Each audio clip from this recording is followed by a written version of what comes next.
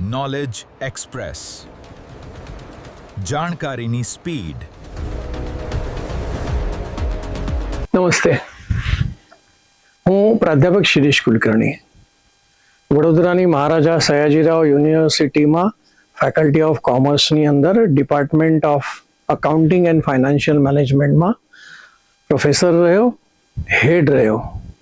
બાદમાં ગુજરાત સરકારે મને સરદાર પટેલ યુનિવર્સિટી વિદ્યાનગરમાં વાઇસ ચાન્સલર તરીકે નિયુક્તિ આપી. ત્યારબાદ અત્યારે હું પ્રકાશભાઈ વર્મા ગુજરાત ન્યૂઝના એમના કારણે દર્શકોની સમક્ષ છું.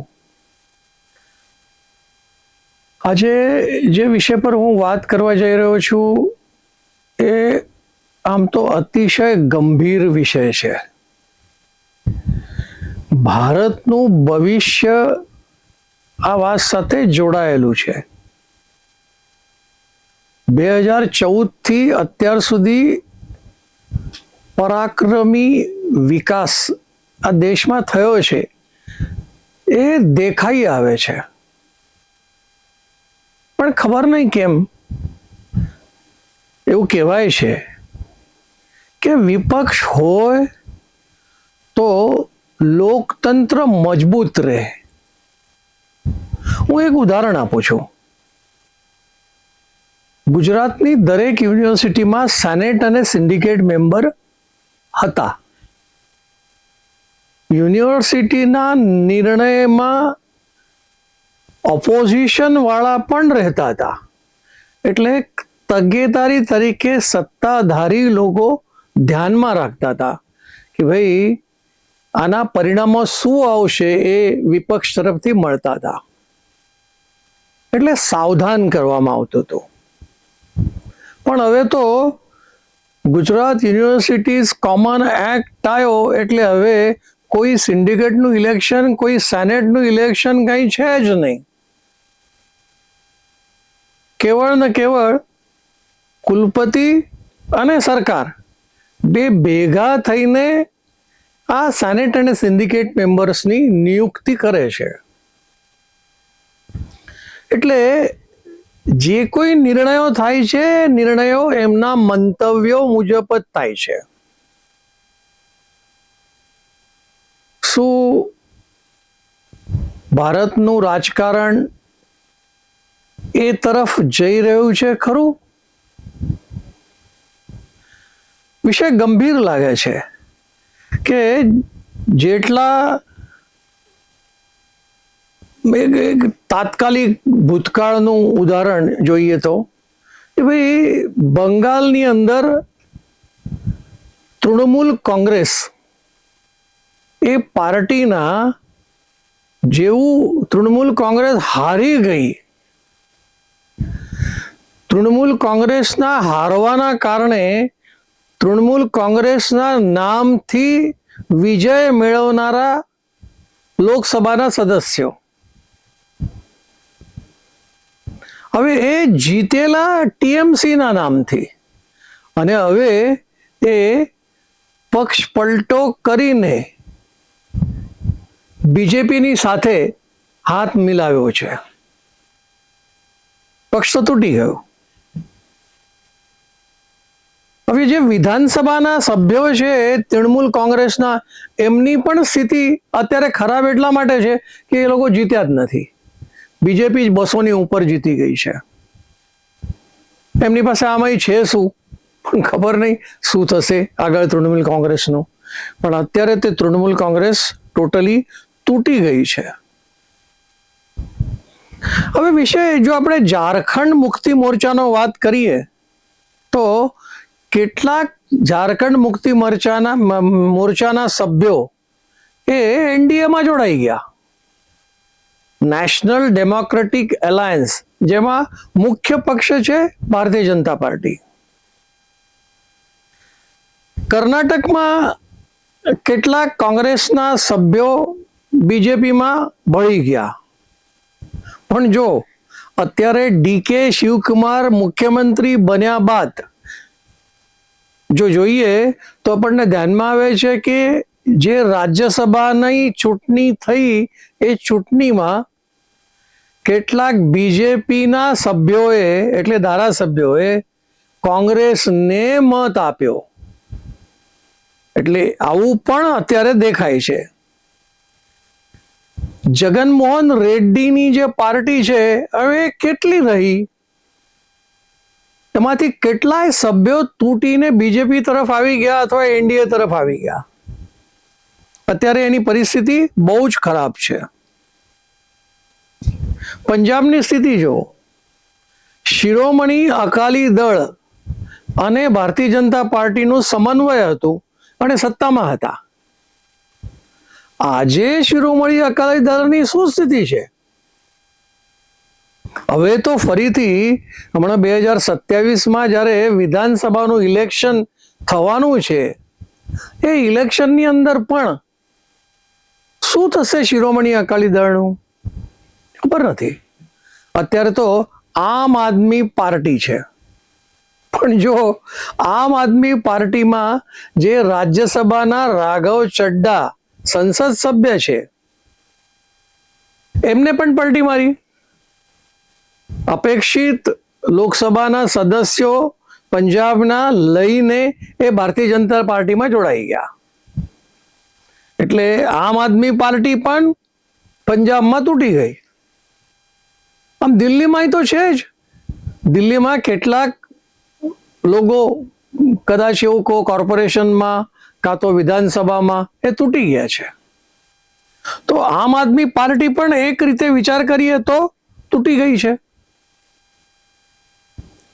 કઈ પાર્ટી એવી છે જેમાં દાખલા તરીકે કાશ્મીરમાં તમે જો પીડીપી, શું સ્થિતિ છે પીડીપીની? એવી રીતે ફારૂક અબ્દુલ્લાની જે પાર્ટી છે એનો દીકરો ઉમર અબ્દુલ્લા એ ચલાવી રહ્યો છે, પણ એને પણ પીડીપી પછી ઉમર અબ્દુલ્લા જીતી શક્યા. આવી રીતે એક એક રાજ્યનું જો આપણે રાજકારણ જોવા જઈએ તો આપણને ધ્યાનમાં આવશે કે ભાઈ મુશ્કેલીઓ તો છે રાજકારણમાં. પણ બીજેપીમાં કોંગ્રેસના અથવા અન્ય પક્ષોના બીજેપીમાં આવેલા જે છે એમની જો યાદી બનાવીએ ને તો કદાચ એવું લાગે છે એકાદ કલાક નીકળી જશે ખાલી નામોની યાદી કરવી હોય તો. એટલા બધા લોકો બીજેપીમાં જોડાઈ ગયા. પણ જો મુખ્ય વાત કરીએ ને તો 3 રાજ્યોના મુખ્યમંત્રી કોંગ્રેસમાંથી આવેલા લોકો છે. દાખલા તરીકે બહુ જાણીતું નામ છે આસામનું હેમંતા બિશ્વ શર્મા. એવી રીતે બીજું નામ છે પ્રેમા ખાંડુ અરુણાચલ પ્રદેશ અને માનેક શાહ ત્રિપુરાના. આ 3 મુખ્યમંત્રીઓ બીજેપી ના થઈ ગયા, જે કોંગ્રેસમાં હતા. કોંગ્રેસમાંથી કૂદકો મારીને બીજેપીમાં આવ્યા અને આજે મુખ્યમંત્રી બની ગયા છે. એવી રીતે કેન્દ્રીય કેબિનેટની અંદર ઘણા એવા કોંગ્રેસના નેતાઓ પક્ષ પલટો કરીને બીજેપીમાં આવ્યા. દાખલા તરીકે પ્રમુખ નામ જો આપણે જોઈએ, મધ્યપ્રદેશ ગ્વાલિયરના જ્યોતિરાદિત્ય સિંધિયા એ અત્યારે કેબિનેટ મિનિસ્ટર છે. કિરણ રિજિજુ એ ખૂબ મોટી જગ્યા ઉપર અત્યારે છે, જે કોંગ્રેસમાંથી પલટી મારીને આવ્યા છે બીજેપીમાં. પછી એક છે સિંઘ કરીને, પછી જીતેન્દ્ર પ્રસાદ છે, રણનીત બિટ્ટુ છે. આવા અનેક લોકો છે જે અત્યારે બીજેપીમાં આવ્યા અને કંઈક ના કંઈક સત્તાનું સ્થાન એમને મળ્યું છે એવું આપણને દેખાઈ આવે છે. અર્થ શું માનવાનો કે ભાઈ સત્તા લોલુપતાના કારણે પક્ષ પલટો કર્યો, પક્ષને દગો કર્યો. વિચાર એ નથી કર્યો કે તમે જે પક્ષમાં હતા એ પક્ષના કારણે તમને ટિકિટ મળી અને એ પક્ષના નામથી તમને લોકોએ મતદાન કર્યું અને તમે જીત્યા. કદાચ એવું તો નથી કે ભારતીય જનતા પાર્ટી આવા બધા પક્ષ પલટીઓ માટેનું આશ્રય સ્થાન તો નથી? ઘણી વખત ચર્ચામાં આવે છે કે ભાઈ આ બધા કેવી રીતે આવે છે, કેમ આવે છે એનો વિચાર તો કરવાનો રહ્યો. એક આ પક્ષ પલટાની રાજનીતિ નવી છે, આના પહેલા નહોતી, એવો પણ એક પ્રશ્ન વિચારવા જાવો છે. અને કોઈ પાર્ટી તૂટી કેમ જાય છે, એ લાંબા સમય સુધી એકજૂટ કેમ રહે છે, આવો પણ વિચાર આપણે કરવો રહ્યો. ક્યારેક સામે પક્ષે એ પણ જોવું જોઈએ કે ભાઈ લગભગ 1900 તારીખ કદાચ ભૂલાઈ જાય છે, પણ કર્ણાટકના મુખ્યમંત્રી બોમ્માઈ, કોંગ્રેસ હંમેશા શું કરતી હતી, તો બંધારણની કલમ 356 નો ઉપયોગ કરીને કોઈ પણ વિરોધ પક્ષનું રાજ્ય છે, મુખ્યમંત્રી ત્યાંના છે, એ પક્ષની સરકાર છે, એને કલમ 156 માં તોડી પાડતા હતા. એટલે કેસ સુપ્રીમ કોર્ટ સુધી પહોંચ્યો અને બોમ્માઈના કેસમાં કોંગ્રેસને હાર જોવી પડી. એટલે હંમેશા કોઈ પણ પાર્ટી આ રીતે જીતીને આગળ આવી જાય એ કઈ બરાબર છે નહીં. પણ આજે વિચાર કરો ને કે ભાઈ આટલા બધા લોકો બીજેપીમાં જ કેમ જોડાય છે, અને શું બીજેપી એના કારણે સુદૃઢ જ રહેશે એવું આપણે માનવું કે કેમ?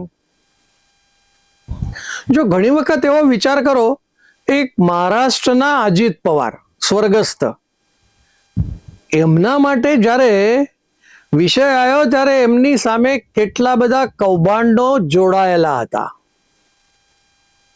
પછી એ જ્યારે બીજેપીમાં જોડાયા અને મહારાષ્ટ્ર સરકારમાં ઉપમુખ્યમંત્રી બન્યા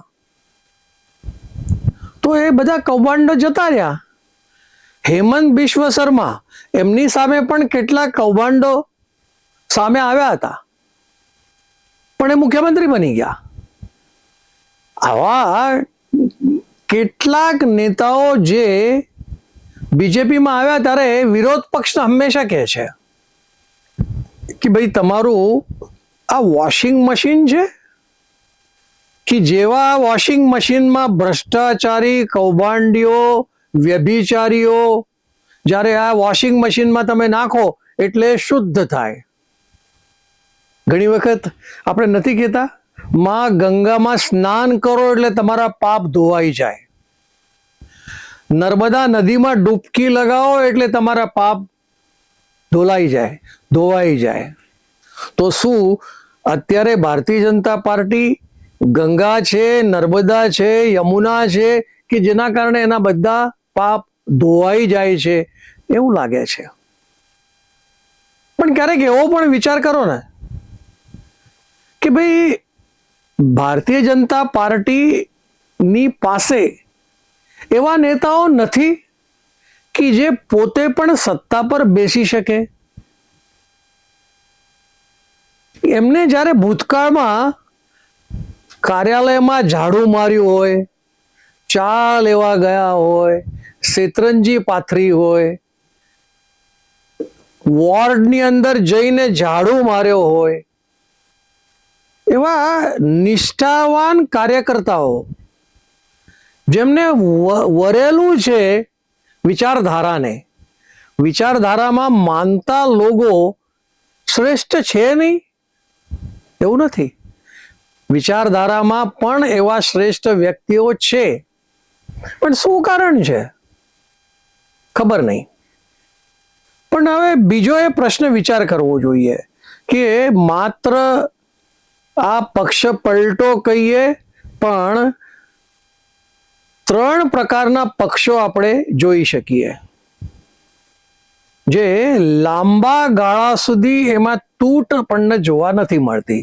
એક તો સ્પષ્ટ વાત છે, ભારતીય જનતા પાર્ટી, એમાં પક્ષમાં તૂટ થઈ છે.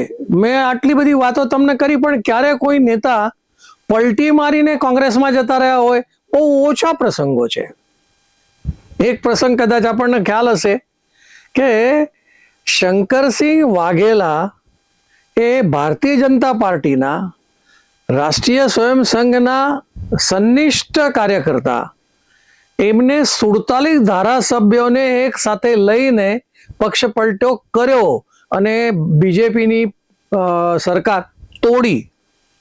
એના સિવાય ભાજપમાં આ પ્રકારની પક્ષની તૂટ આપણને જોવા નથી મળતી. એવી જ રીતે આજે પણ જો સમાજવાદી પાર્ટી, બધા જ પક્ષો આપણે તૂટતા હોય એ જોઈ રહ્યા છે, પણ સમાજવાદી પાર્ટી ઉત્તર પ્રદેશમાં અફવાઓ આવતી હોય અથવા ભવિષ્યમાં હકીકત બનવાની હોય એ ખબર નથી, પણ આજે તો એવું લાગે છે આટલા બધા પક્ષ પલટાઓ, આટલી બધી પાર્ટીઓ તૂટવાની, એમાં સમાજવાદી પાર્ટી હજી પણ અતૂટ છે. ખબર નહીં કેમ પણ છે.